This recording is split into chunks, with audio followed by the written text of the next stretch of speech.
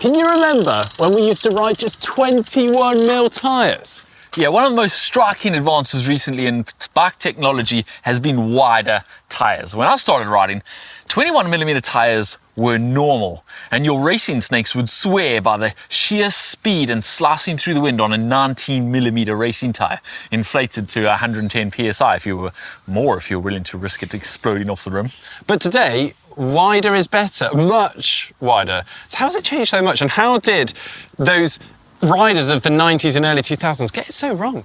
The Tyre has come a long way in all those years, and we'll get into all of that. But first, let's take a look way back at the history of the humble bicycle tyre.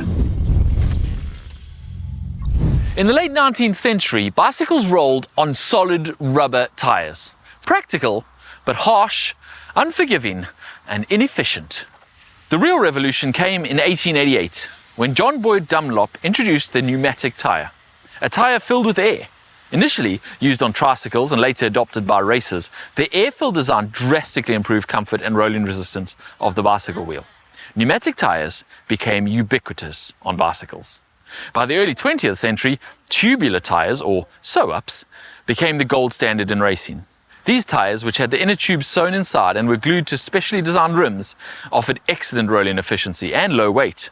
For most of the 20th century, professionals exclusively rode tubulars in their races, despite their ridiculously challenging installation and virtually impossible puncture repair.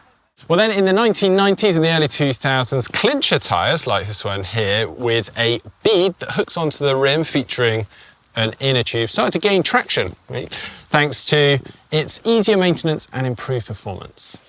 Now, initially heavier and slower than tubulars, the technology caught up through advances in casing materials, rubber compounds and rim design. For anyone without a pro mechanic following them around, clincher practicality far outweighed the cumbersome process of gluing tyres to rims. But even if clinchers were becoming faster, they were relentlessly prone to punctures. Now, developments such as multiple synthetic layers and sidewall protection went some way to improving this puncture resistance. It was always a trade-off. More puncture resistance resulted in less speed. The 2010s saw the emergence of tubeless systems in racing. That is, replacing the inner tube with a liquid sealant inside, which has the major advantage of increased puncture resistance, which is crucial in races like triathlons where you don't have a team car hovering behind you.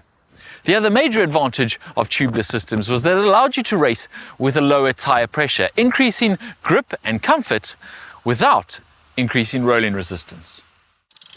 Well, each of these new technologies have marked big advances in the bicycle tyre. But more recently, these advances have seemed, well, counterintuitive.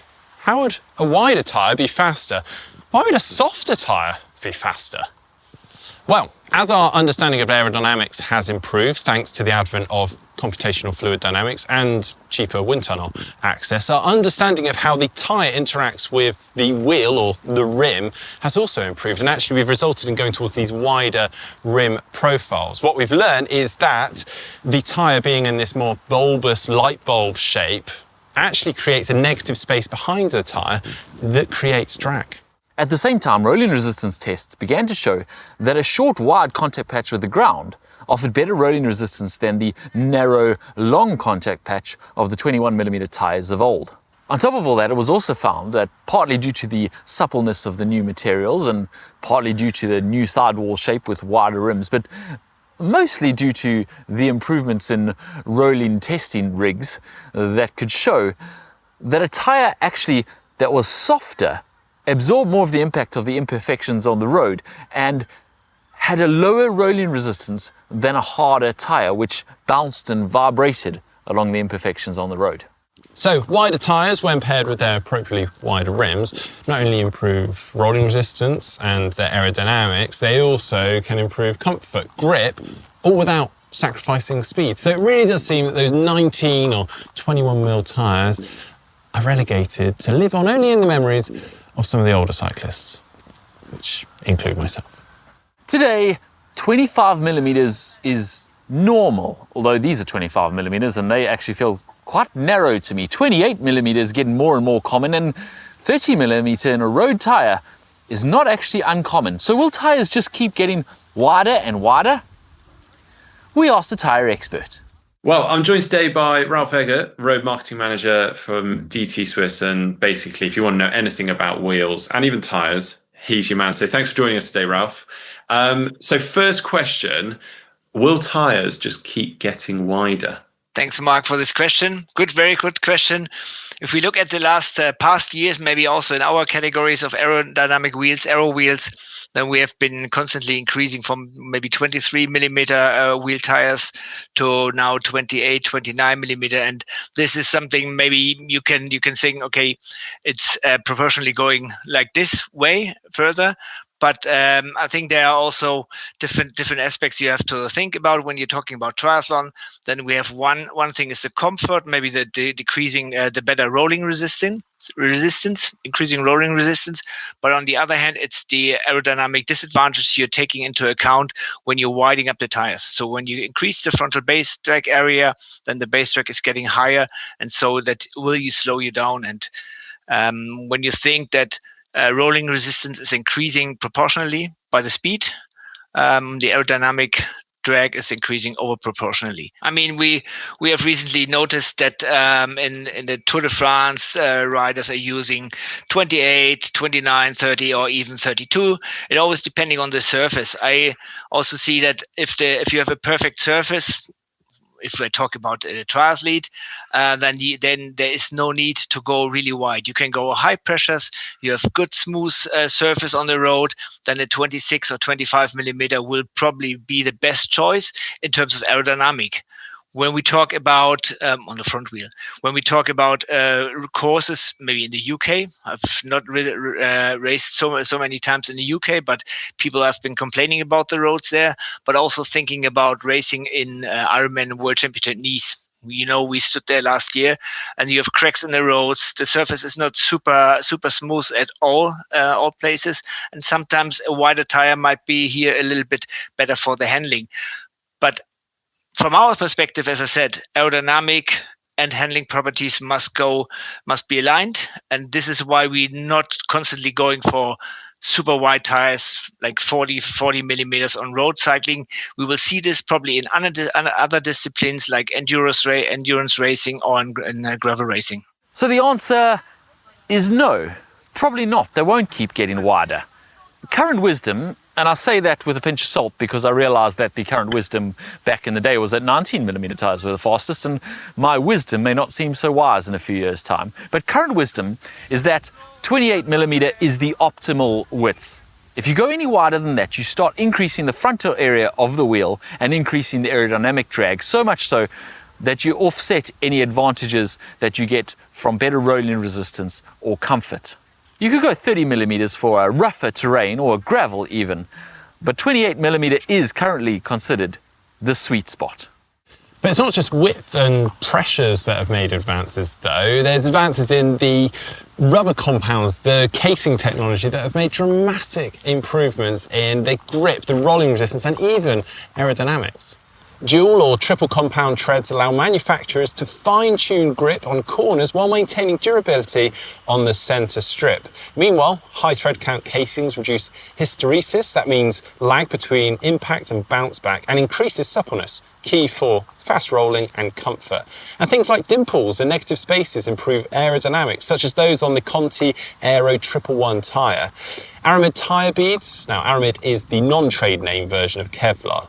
Graphene-infused rubber and high-performance polymers have all contributed to making tyres lighter, stronger and more efficient.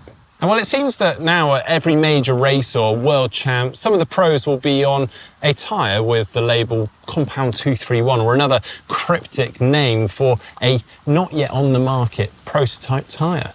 What big changes are we going to see, have we seen in tyre compounds to get to this point?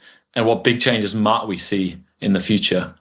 Well, there have been a lot of changes in tyre compounds in the past decade, I would say.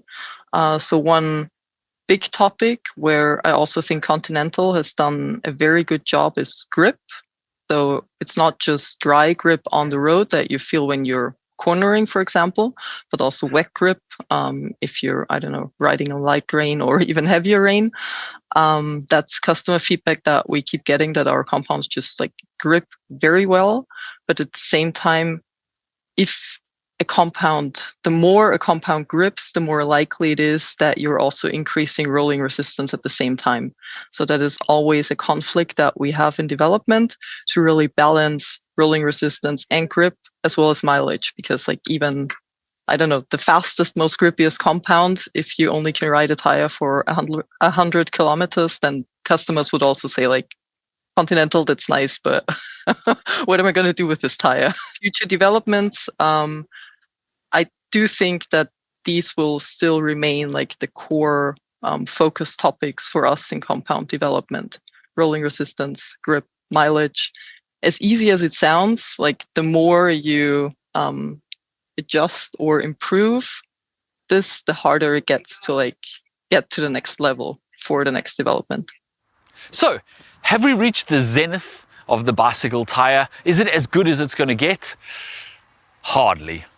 The experts all agree that there are a few things coming down the pipeline. First, fully integrated systems.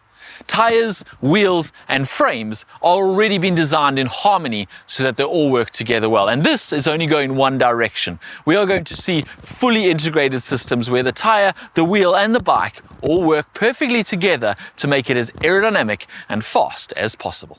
What we do is we look at the rim itself, because the rim and the tire is the first part of the wheel of the bike that hits the air into the riding direction of the rider, of the athlete. And so we were early already alerted that there is a need to optimize the tire and the rim together. And this is how we try to optimize it in the future. And we recently introduced the Aero 111 tire as a collaboration with Swisside and also Continental, surely, because we needed a manufacturer with the knowledge of tire components and the manufacturing process itself. And I think this was the first wheels. We now introduced the ARC wheels that incorporated the wheel tire system, including the Aero 111 on the front wheel. 2, smart technology. Sensor-integrated tyres that could monitor tyre pressure, temperature and wear are already in development, but this could develop further to maintenance alerts via your bike computer, head unit or smartphone, and even could progress to real-time adjustments if you're switching from one surface to another or the ambient temperature changes. 3, airless concepts. In a weird cyclical way, several manufacturers are looking at going airless in their tires. Now, they wouldn't be solid rubber like they were back in the 19th century, but they are looking at things like flexible polymers and honeycomb structures so you can get all the performance of a pneumatic tire without any chance of flats. Already these are being used as tire liners for safety systems for a sudden loss of pressure, or even run-on flat get-me-home solutions. But as foams develop, think like the foams in your running shoes. The allure of puncture-free, maintenance-free, consistent air-like performance in your tires is quite appealing. 4, sustainability improvements. Rubber is a terrible material for our planet, so manufacturers are pushing more towards using biodegradable compounds, recycled materials, and just simply trying to make their products last longer to reduce waste. So as environmental pressures increase, green performance may become a future standard. Well, as with any aspect of cycling technology, there is no one-size-fits-all, so the best tyre for you is the one that suits your terrain conditions and your cycling goals. But the one thing is for certain, the humble bicycle tyre is no longer just a ring of rubber. It is a marvel of engineering. Yeah, and I'm willing to bet that in 10 years' time, you will not be riding the tyre that you're riding today. Probably some unpredicted new technology that will change the game again. Yeah. No doubt. Anyway, hope you guys have enjoyed this video. If you have, hit that thumbs up button. Thanks for watching, and we'll see you again soon.